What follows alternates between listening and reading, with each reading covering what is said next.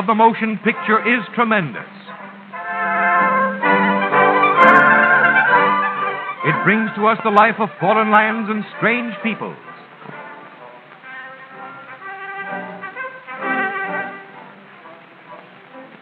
The highlights of current events. History in the making, in war and peace.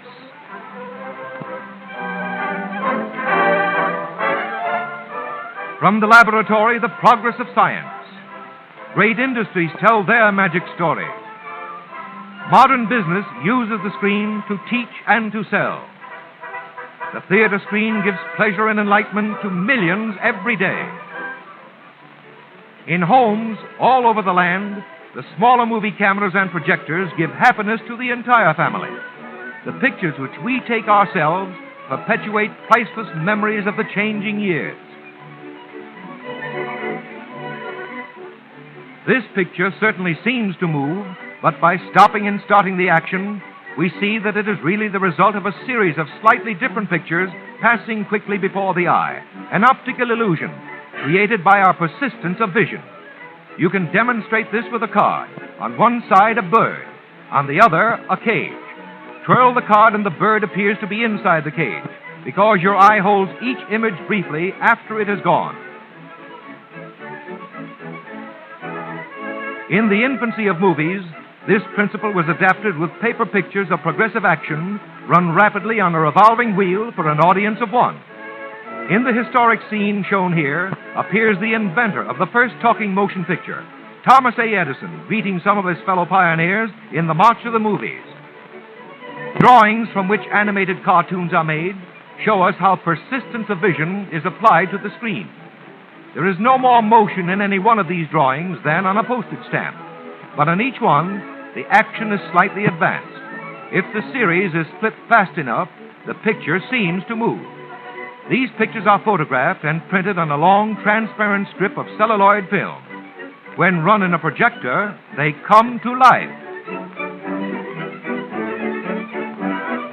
The essential parts of the projector are a pre-focused light source, easily replaced, an optical system consisting of condensers, adjustable reflector, and a quick focus lens, readily removed for cleaning.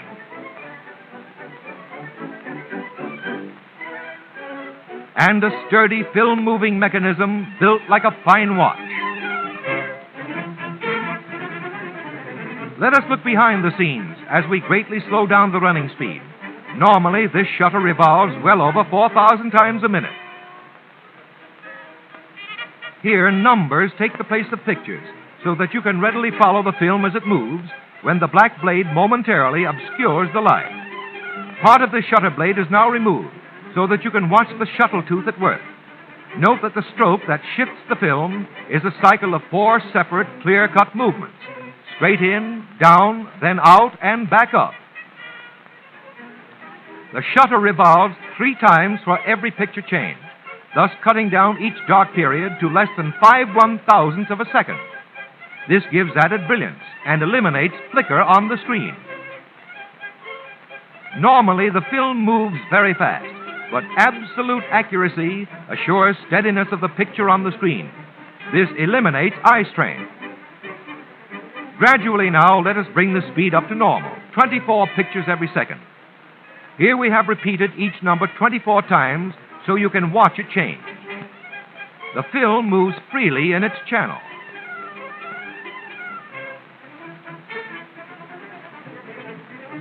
It is held steady by side tension. Scratches are thus avoided because there is no pressure on the delicate film surface. The camera used to photograph this picture works very much like the projector, except that the light from the outside reaches the sensitive film through a sharply focused lens.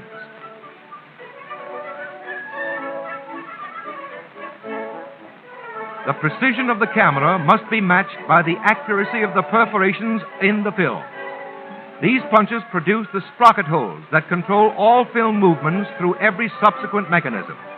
A steady running camera and accurately punched film make it possible to superimpose 2 pictures to form a single composite scene.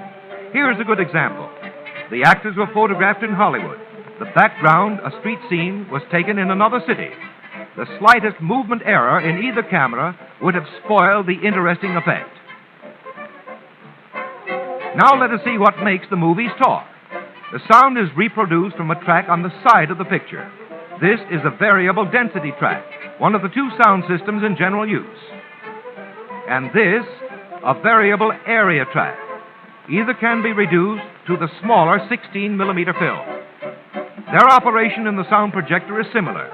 The film passes through a sharply focused beam of light coming from the exciter lamp. With the volume control, we turn this light up, and the sound becomes louder. As the soundtrack of the film passes through the beam, it creates constantly changing light impulses.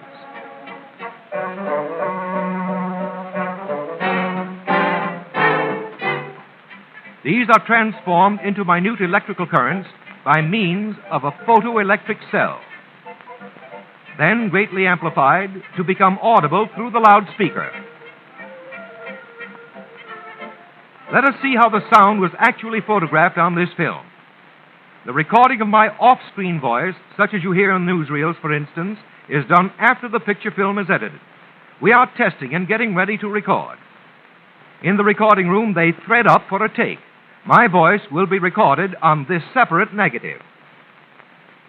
The monitor man at the control board modulates the tone and volume of the recording. I am here at the microphone, reading from my script against the picture action on the screen.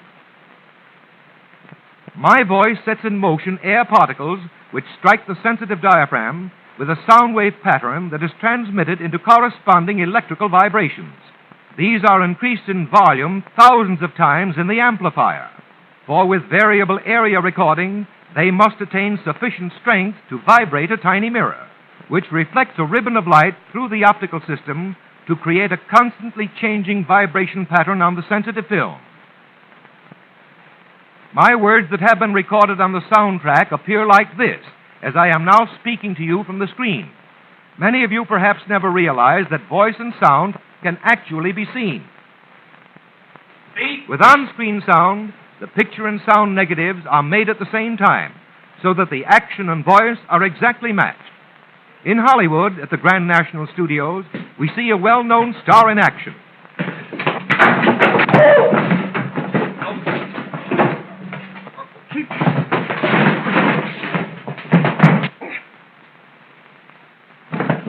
Cut! Fine, great. Developing of the negative film is done in intricate machines, but the basic principle involved is much the same as the way you develop snapshots in two solutions and wash waters.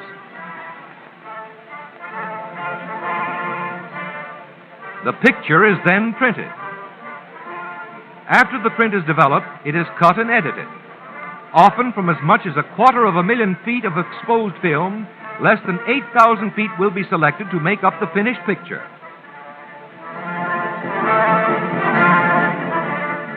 Then the picture negative and soundtrack negative are matched and printed together on a single film called the composite print. This is the completed production finished to thrill audiences in theaters all over the world.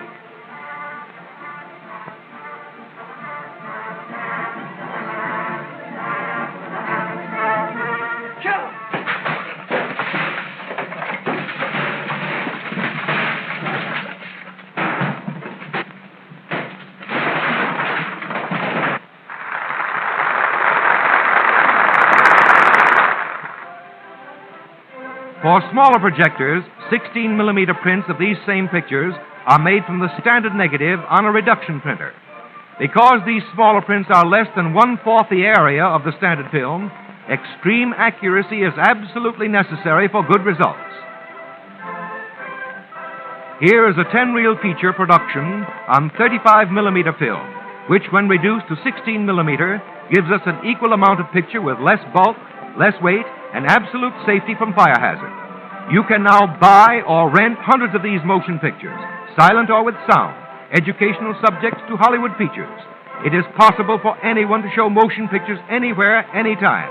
Because we have efficient 16-millimeter projectors meeting every owner and audience requirement.